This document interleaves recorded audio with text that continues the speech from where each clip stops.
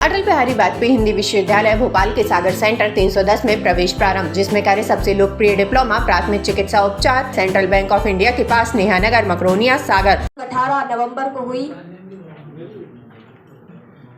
उस मुद्दे को लेकर के आज सागर में दीपक होटल में प्रेस कॉन्फ्रेंस में उपस्थित समस्त पत्रकार भाइयों का मैं हृदय से स्वागत करती हूँ, वंदन करती हूँ, अभिनंदन करती हूँ। सबसे पहले घटना की शुरुआत करना चाहूंगी कि उस दिन 18 नवंबर को मैं अपने घर पर थी। दादा अर्जुन सिंह ठाकुर, जो कि दीपावली के दिन, जिस दिन माननीय कमलनाथ जी की सभा थी, उस दिन कांग्रेस की सदस्यता ली थी दादा श्री अर्जुन सिंह ठाकुर जी ने। पहले लगातार लंबे समय तक गोपाल भार्गव के सहयोगी रहे, भाजपा में रहे, परंतु उनके किसी न किसी कारण से, अत्याचार से, अन्याय से पीड़ित होकर के उन्होंने 12 तारीख को कांग्रेस की सदस्यता ली। उस समय पर श्री राम भार्गव ने 10 तारीख को इनके घर के सामने आकर के गालियां दी। उस समय पर भी हम लोगों ने थाने में एक FIR करवाई, FIR लिखवाई, आवेदन दिया, परंतु FIR नहीं हुई। फिर चुनाव के एक दिन बाद, मतलब 17 तारीख के बाद 18 तारीख को करीब 3:30 बजे श्री राम भार्गव, जो कि भाजपा प्रत्याशी गोपाल भार्गव के छोटे भाई हैं, वो इनके घर के सामने आते हैं और फिर से गाड़ी में बैठ करके गालियां देते हैं। और मुझे जानकारी मिलती है, किसी का फोन आता है कि ऐसी ऐसी घटना हुई है। मैं तुरंत दादा श्री अर्जुन सिंह ठाकुर जी को फोन लगाया कि क्या क्या घटना हुई। उन्होंने बताया, और प्रत्याशी, कांग्रेस की प्रत्याशी होने के नाते मेरी ये जवाबदारी थी कि जो मेरा, जिन्होंने साथ दिया, मैं उनकी, यदि कोई उन पर परेशानी आई तो उनके साथ खड़ी हूँ। मैं उनके घर तुरंत ही गाड़ी उठाई और तुरंत ही उनके घर पहुंच गई। इसके साथ मुझे वहां पर हमारे जो बड़े भैया हैं, या पीछे बैठे हुए हैं, अभी चौराही गांव के निवासी हैं, अभिलाष सिंह, चिंटू चौरा, और उनके साथ ही हमारे उनके छोटे भाई हैं, बड़े जो हमारे भी बड़े भैया हैं, मिंटू चौरा जी, देवेंद्र सिंह मिंटू चौरा जी। तो ये लोग पहले से हमें वहां पर उपस्थित मिले थे जब मैं वहां पर पहुंची थी, क्योंकि इनका गांव नजदीक है और मेरा गांव थोड़ा सा दूर पड़ता है। वहां पर हम लोग गए और उसी समय पर 2 पुलिस वाले, एक ASI राजकुमार मिश्रा और एक कांस्टेबल, ऐसे हम लोग 6 लोग दादा श्री अर्जुन सिंह ठाकुर जी के बैठक रूम में बैठे हुए थे। 6 लोग बैठे हुए थे। उसी समय पर एकदम से गाली गलौज की आवाज आई, हथगोले फूटने की आवाज आई। हमें नहीं पता था कि हथगोला फूट रहा है। एकदम से कोई बहुत ब्लास्टिंग की आवाज आई, गोलियां चलने की आवाज आई, फायरिंग की आवाज आई। हम लोग शॉक्ड हो गए कि ये हो क्या रहा है, कुछ समझ ही नहीं आ रहा था। 5 मिनट के लिए तो सब पूरा शून्य हो गया दिमाग की। अचानक से अप्रत्याशित ये इतनी बड़ी घटना हुई, शांत हो गए हम लोग, समझ नहीं आ रहा था। और पुलिस वाले जो अंदर बैठे हुए थे, उन्होंने तुरंत ही बाहर जाकर के देखा। हम लोग भी बाहर आए, देखा कि सारे लोग गाली गलौज कर रहे हैं और मुझे उल्टी सीधी गालियां दे रहा है। सारे लोगों को, हम चारों लोगों को उल्टी सीधी गालियां दे रहा है कि निकल बाहर, मैं तेरा काम तमाम कर दूंगा। वो गालियां जो मैं इस मंच से नहीं कह सकती। तो ऐसी गालियां दे देकर के बुला रहे थे और लठ लगातार चला रहे थे, लगातार फायरिंग कर रहे थे। हथगोला, जो हमारे साथ बाकी के भाई लोग आए थे, वो बाहर बैठे हुए थे, घर के बाहर बैठे हुए थे, और उनके सामने हथगोला फेंक रहा था, कोई फायर कर रहा था, कोई लाठियां चला रहा था, कोई पत्थर, बड़े बड़े पत्थर मार रहा था। तो वो जो पुलिस वाले थे, उन लोगों ने हमें चैनल गेट के अंदर बंद कर दिया। हम लोग चिल्लाते रहे कि हम लोग तो सेव हो जाएंगे, लेकिन हमारे जो भाई है वो मारे जाएंगे सारे। क्योंकि कुछ मिंटू भैया के साथ में कुछ लोग आए थे, भाई लोग आए थे इनके, कुछ हमारे जो बड़े भैया हैं, चिंटू भैया, उनके साथ भी कुछ लोग आए थे, 4-5 लोग जो गाँव के ही निवासी थे। क्योंकि सभी लोगों की गाड़ियों में 4-4, 5-5 लोग आए थे। मेरी गाड़ी में भी मेरे कुछ भाई आए थे। तो हम लोग चिल्लाते रहे कि ऐसा ना हो कि हम लोग सेव हो जाएं और वो मारे जाएं उस चैनल गेट के अंदर से। परंतु पुलिस वाले उस रिकॉर्डिंग में यदि हम देखेंगे तो वो भी कह रहे थे कि नहीं मैडम, 500 लोगों की भीड़ है बाहर, आप बाहर मत निकलो, नहीं तो आप लोग मारे जाओगे। ये रिकॉर्डिंग में है। फिर उसके बाद हम लोग अंदर बंद रहे, हम लोग चिल्लाते रहे। वो भी जो जिस चैनल गेट के अंदर बंद थे हम लोग, वो भी वो तोड़ने का प्रयास करते रहे। बाहर हम लोगों की गाड़ियां रखी थी और घटना का पता चलते हुए 2-3 गाड़ियां और हम लोगों के गांव से आ गई। तो वो गाड़ियां सारी फोड़ते रहे, क्षतिग्रस्त करते रहे। और जिस गाड़ी में माननीय कमलनाथ जी 12 तारीख को हेलीपैड से बैठ करके आए थे, जिस गाड़ी में माननीय कमलनाथ जी हेलीपैड से बैठ करके आए थे, फॉर्च्यूनर गाड़ी, वो बड़े भैया मिंटू चौरा की थी और ये भी ड्राइविंग करके लाए थे। उस गाड़ी को इतनी बुरी तरीके से क्षतिग्रस्त किया, मैं आपको वीडियो बताऊंगी। उसका कोई पार्ट नहीं बचने दिया, उसके ऊपर पत्थर मारे, उसके गेटों में, मतलब पूरी तरीके से उस नई गाड़ी को क्षतिग्रस्त कर दिया। हम लोगों की 6 गाड़ियां वहां पर खड़ी थी, सारी गाड़ियां तोड़ डाली, पूरी गाड़ियां फोड़ डाली। हमारा भाई जो कांग्रेस नेता बीडी पटेल का भतीजा है, वो मेरे साथ गया था गाड़ी में। उसको इतना मारा उसको निकाल करके कि उसका मतलब उन्होंने ये सोच लिया था कि अब ये मर गया, ये नहीं बचा, और बेहोश करके उसको मार के उसकी पूरी हाथों की हड्डियां टूटी, पूरे पैरों की हड्डियां टूटी, और आज वो जिंदगी और मौत के बीच में लड़ रहा है। वो जबलपुर में भर्ती है। इस तरीके से दादा अर्जुन सिंह ठाकुर जी हैं, उनका जो भतीजा है नीलेश राजपूत, वो हमारे चुनाव के दिन फर्जी वोटिंग रोकता रहा, इसलिए उस पर पूरी गुस्सा निकाली और उसको भी बहुत बुरी तरीके से मारा। उसका जबड़ा टूट गया, उसकी नाक टूट गई, पूरा मुंह क्षतिग्रस्त हो गया। मैं थोड़ा सा आप सबको अपने जो चौरा परिवार प्रधान चौरा ग्रुप है उसके बारे में बताना चाहूंगी। जो हमारे बड़े भैया अभिलाष सिंह और देवेंद्र सिंह भैया है, मिंटू चौरा जी है, और इनका पूरा परिवार जो पूरा संघर्ष करता रहा। जिला पंचायत, चूंकि ये सरपंच है चौरा गांव से, इनकी पत्नी जो है वो जनपद सदस्य है और मैं उसी क्षेत्र से जिला पंचायत सदस्य हूँ। जिला पंचायत सदस्य के चुनाव में भी इन्होंने मेरी मदद करी, सारे परिवार के लोगों ने मदद करी। अभी विधानसभा के चुनाव में बड़े भैया की जो मम्मी है वो 60 साल से ऊपर की उम्र है, वो लगातार मेरा चुनाव प्रचार करती रही। जो सारे घर की बहुएं हैं इनकी, वो मेरा लगातार चुनाव प्रचार करती रही। मतलब पूरा परिवार जी जान से हमारे साथ लगा रहा। उसी बात का गोपाल भार्गव को डर था और पूरी समय वो हमारा और इनका जो परिवार का पारिवारिक रिश्ता है, भाई बहन का रिश्ता है, उस पर न जाने किस तरीके की बात करता रहा। मैं आपसे वो बातें आगे करूंगी। और यही डर है सबसे ज्यादा, यदि चुनावी चुनौती किसी ने दी तो वो प्रधान चौरा ग्रुप ने और पूरा चौरा परिवार ने दी। तो उस बात का डर है कि ऐसा ना हो कि अभी तक इन्होंने इतनी चुनौती दी और आगे भी वो लोग यही करेंगे, इसलिए तोड़ने की कोशिश कर रहे हैं भार्गव जी। दूसरी बात बताना चाहूंगी कि जब हम लोग सारी घटना घटित हो गई, उसके बाद जब हम लोग थाने गए, पुलिस अपनी सुरक्षा में हम लोगों को थाने ले गई।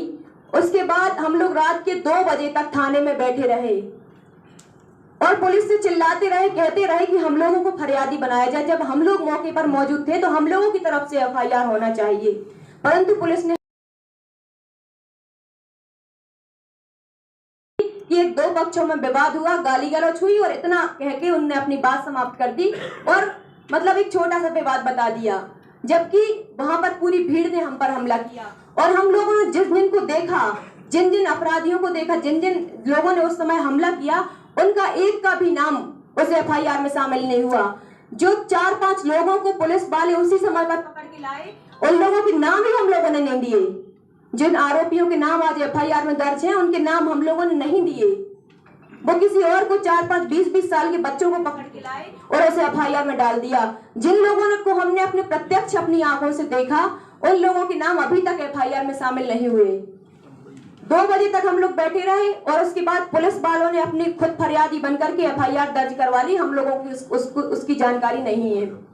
फिर उसके बाद राजा साहब पूर्व मुख्यमंत्री दिग्विजय सिंह का लगातार उस दौरान मुझे फोन आता रहा और उन्होंने कहा कि मैं दूसरे दिन आऊंगा। और फिर आपसे मैं ये पूछना चाहती हूँ कि पूरे मध्य प्रदेश के अंदर जहां जहां भी ये घटनाएं हुई हैं, वहां पे पुलिस कार्रवाई क्यों नहीं कर रही है? वहां पर बड़े बड़े नेताओं को क्यों जाना पड़ रहा है? दिग्विजय सिंह जी को क्यों जाना पड़ रहा है? इसका मतलब ये है कि भाजपा के जो पुलिस वाले हैं पूरे भाजपा के एजेंट के रूप में काम कर रहे हैं। हमारे चुनाव के दिन भी पूरा पुलिस फोर्स, पूरे जो सरकारी अधिकारी कर्मचारी हैं, वो भाजपा के एजेंट के रूप में काम करते रहे। दूसरी बात ये बताना चाहूंगी आप सबको कि वो टाइगर जो अपने आप को शेर कहता था, वो एक लड़की से डर गया और पूरा परिवार उसने चुनाव मैदान में उतार दिया और वो कहता है कि मैं घर बैठकर चुनाव जीत गया। ऐसी कोई रात बता दो जिस दिन वो रात में किसी के घर ना गए हो।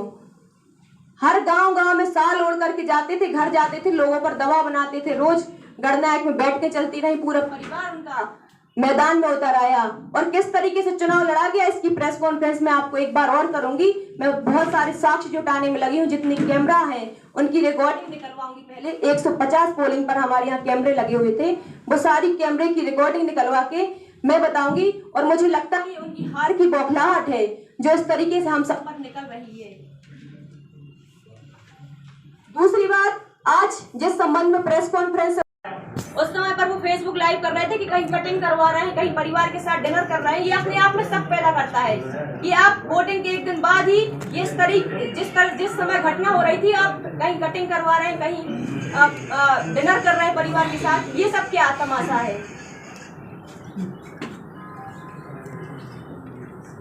एक चीज और कि माननीय राजा साहब आए थे, तब उन्होंने कहा था, कल हम लोग एसपी साहब से मिले थे, 164 के बयानों के लिए उन्होंने कहा है 164 के बयान हम लोगों के 2 दिन के अंदर शायद कराए जाने हैं, और वो भी नहीं यदि हम लोगों के होते और सामने वाले जिन लोगों आरोपियों का नाम हम लोगों ने लिया है उन पर FIR दर्ज नहीं होती है, तो हम सभी धरना देने पर विवश होंगे और उन पर FIR तो हम लोग कराकर ही रहेंगे, क्योंकि ये बहुत बड़ी घटना थी। और अब हम लोगों को ये भी डर है कि ऐसा ना हो कि इसमें FIR ना हो तो हम लोगों की आगे हत्या हो जाए। सारे पूरा क्षेत्र दहशत का, पूरे क्षेत्र में दहशत का माहौल है, पूरे क्षेत्र में दहशत फैलाने की साजिश और षड्यंत्र हत्या की आशंका मंत्री जी ने भी जताई है, वीडियो जारी कर मेरी भी हत्या हो सकती है। जी देखिए, हुआ ये कि जब हम लोग अंदर थे 4:30 बजे के बाद हम लोग जब ताले के अंदर बंद कर दिया, पूरे समय गाड़ियां जो हम लोगों की 5-6 जो गाड़ियां थी वो भीड़ के कब्जे में रही, करीब 6 घंटे भीड़ के कब्जे में गाड़ियां रही। तोड़फोड़ के सारे लोगों ने वीडियो देखे हैं और उसी समय पर उन लोगों ने हथियार रख दिए। शायद बताया गया कि 2 पिस्टल और कुछ कारतूस रखी गई। वो सागर थाने क्यों ले आई गई, जबकि संबंधित थाने में वो गाड़ियां रखनी चाहिए। अब उसके बाद मंत्री जी कह रहे हैं हत्या का षड्यंत्र उनके साथ किया है। मैं आपको ये बताना चाहती हूँ कि भाइयों के साथ तो उनके साथ हत्या का षड्यंत्र कौन करेगा? नहीं, उन्होंने भार्गव जी ने कहा है कि भारी मात्रा में असलाहा, गोला बारूद, बंदूकें निकली हैं उसमें से। जी वही कहना चाहूंगी कि जो मेरे हम लोगों के ऊपर घटना हुई उसकी तो कोई FIR दर्ज हुई नहीं। जिन आरोपियों के नाम आए वो आरोपी भी उस घटना में शामिल नहीं थे, जिन आरोपियों की पुलिस ने नाम लिखा है। उल्टा हम लोगों के ऊपर FIR, बड़े भैया मिंटू चौरा के ऊपर इनकी जो फॉर्च्यूनर गाड़ी थी उन पर उस पर FIR हो गई। असला बारूद की FIR तो हो गई, परंतु जो इतनी बड़ी घटना हुई उसकी FIR नहीं हुई, ना उसमें किसी के आरोपियों के नाम आए। असला बारूद नहीं, 2 पिस्टल शायद उसमें उन लोगों ने रख दी थी और पुलिस ने ही रखी है। पुलिस के संरक्षण में ही उन गुंडों ने जो पिस्टल लेके हाथ में लहरा रहे थे, उन्हीं लोगों ने वो पिस्टल भी रखी है और उन्हीं लोगों ने वो कारतूस भी उसमें रखी थी। उपद्रव के दौरान छोटू भार्गव जैसे कोई वीडियो है अपने पास, नीतीश विश्वकर्मा करके हम उसको जानते हैं, जो नाम आप बता रहे हैं उनका कोई वीडियो या फोटो है अपने पास? देखिए